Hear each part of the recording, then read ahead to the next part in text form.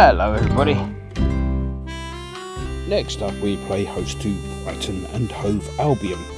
Kick-off at the Olympic is a nostalgia-inducing 7:30pm, which was the time at which we used to kick off midweek games during the 1960s. Sky have the broadcasting rights for this one if you're watching from home or indeed pub. So, Brighton then. Well, until the start of this season, they had widely been considered to be our bogey side, with us having lost 3 and drawn 9 of our 12 meetings since we thrashed them 6-0 at the Bowling back in 2012. Indeed, we had lost our last 3 confrontations until we interrupted what had been a decent start to the season for them, winning 3-1 to spoil what eventually became a 1-5 lost 1 start.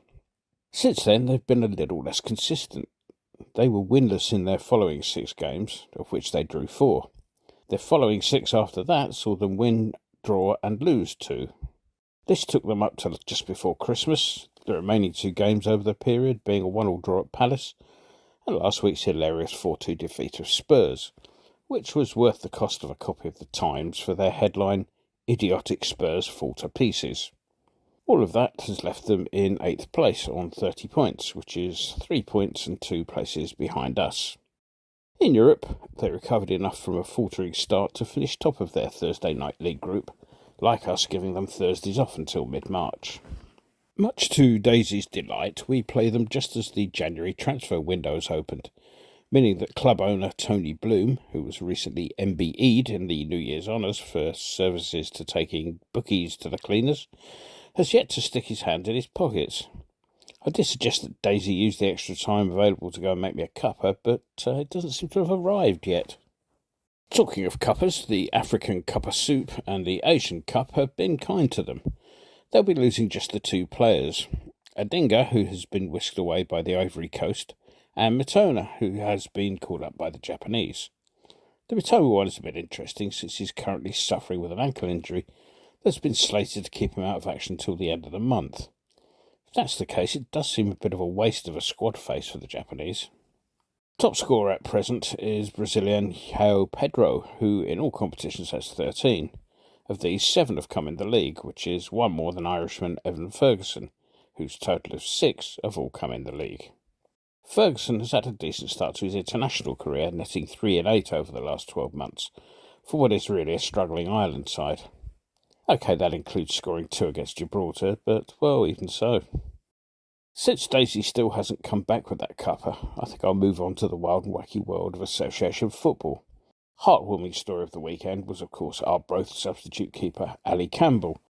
An injury crisis meant that the second-choice custodian had been pressed into service as a substitute striker, the, if you will, Les Seeley role. Unlike the late Les, Campbell troubled the scorers, netting a 25-yard volley on the turn to start Arbroath's comeback from a 2-0 deficit, with just 15 minutes left. Gotta love a good goalie scoring story in these parts. I could mention Liverpool's New Year's Day win at Newcastle, and the fact that contained a dive so poor that even Jamie I Spit at Kids Carragher found himself not actually defending it. But frankly, we know that they're a bunch of diving cheats. The FA know that, even PGMOL know it. It's all very well trotting out Howard Webb to explain individual decisions, but until they look at the bigger picture and this strange case of a murder over exactly why certain clubs are allowed to get away with such things time and time again, nothing will change. The disciplinary code actually allows for retrospective too-much bans in these situations. It's all very well putting that on the books, but if you conveniently forget it as soon as Liverpool are involved, well, you're just as corrupt as they are. Let's move on, shall we, to more amusing stuff involving us. I'll admit the combination of Arsenal and Michael Oliver didn't fill me with much, if any, hope last week. However, the second the first goal went in, I found myself agreeing with Mr. Pink Palomo, with whom I'd had a seasonal pre-match libation. He'd declared that this was going to be an away win, though I fear that his theory that we're about to win the league may have owed more to the liquid inspiration of which we had partaken than any meaningful insight. The second goal, of course, was a classic JWP set-piece move, as the away support went into full Mickey-taking mode. Something that's easy, really, at clubs which rely on a twit with a drum for atmosphere. The ribbing of Declan Rice was pitched perfectly at that light-hearted level that wouldn't have been used on the likes of certain others. 2-0 down, 2-0 down Declan Rice was a particular favourite, as was that haunting ballad, "You've seen West Ham, now push off home," although I don't think the word push was used. However, the mickey-taking reached peak form when poor old Declan slipped up and then brought down Benrahma in the box. Benny failed to convert, sadly, but the away support managed to stifle the laughter for long enough to really lay into the opposition, most of whom had long since taken the advice given in the aforementioned haunting ballad. On the whole, I think we were right. Poor chap should have signed for a big club. 77 touches in our box and no goals tells you everything you need to know about how shot-shy they really were. However, most of their incredibly self-entitled video blogs focused on the theory, later proven to be false, that the ball had gone out of play for the first. The best one was the tearful Daddy's Little Princess who complained that they'd lost to a team with a song about bubbles. Tempted I was to go and explain the purpose of metaphor to the poor child, I figured I would let it lie, particularly since, losing to Fulham, again deservedly, they did so against a team not noted for having any songs at all. I was tempted to see what sort of meltdown the poor thing was suffering after that one, but I feared that I might suffer myself from some sort of laughter-induced rupture should I do so. While we're on the subject of stats, I'm indebted to Mr. Paul Walker, who's the purveyor of quality articles for this parish, and he's forwarded me the stat that we have 18 points more than we had at this time last season.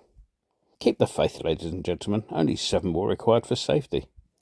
We'll have to make some changes for this one. Kudos is off to the African cuppa soup, as is Agerd, who was recovering from that bug that was doing the rounds. Benrahma failed to make the cut, though, so he'll still be available. Paquetá will need a few weeks to recover from the knock he picked up in the warm-up against Arsenal, meaning Benrahma may start in lieu of the Brazilian. Kehrer is being linked with a move abroad, so he may not make the squad at all. Zuma's knee is still making him a doubt, so he may stick with the Ogbonna-Dinos pairing in the central defence. So let's do the prediction. Well, in the past we were notorious for following up a decent win with a bum note against somebody really average. I was tempted to go for a draw on this occasion, but then I thought, no, let's start the year in a more optimistic mood. So the £2.50 I was going to spend on going to the canteen to get my own cuppa will instead be going on a home win. Let's say 3-1 to us, please, Mr. Winston. Enjoy the game, and I suppose Happy New Year if you must.